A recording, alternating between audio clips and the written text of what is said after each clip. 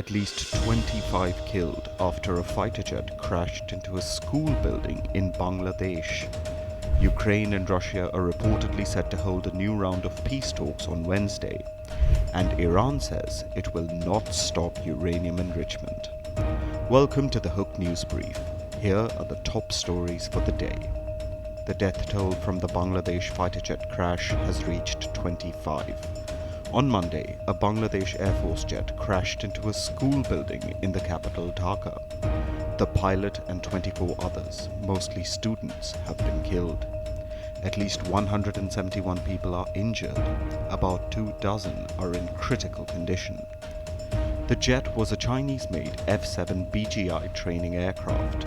It reportedly experienced a technical malfunction shortly after takeoff. An F-7 training aircraft had crashed near Dhaka back in 2008 as well.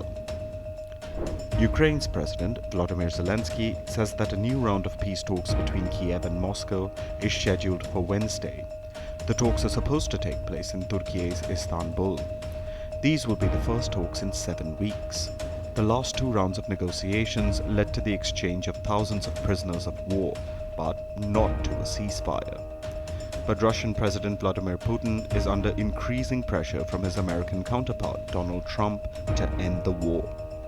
Last week, Trump threatened Putin with more sanctions if the Russian president did not reach a ceasefire deal in 50 days. However, Russia says that Moscow and Kiev are diametrically opposed over how the war should end. There are also another set of talks taking place in Istanbul this week. Iran will discuss its nuclear program with Britain, France, and Germany. The 3 European nations have threatened to reimpose or snap back sanctions on Iran if it doesn't resume negotiations on a new nuclear deal with the US. Iran-US nuclear talks were derailed after the Americans bombed Iranian nuclear facilities on June 22nd. Tehran says it is open to indirect talks with the US, but it will not stop enriching uranium. Uranium enrichment was a major sticking point during the last 5 rounds of talks between the US and Iran. Iran's Foreign Minister Abbas Araghchi says that his country will keep enriching uranium, calling it a matter of national pride. That's it for today's morning news brief.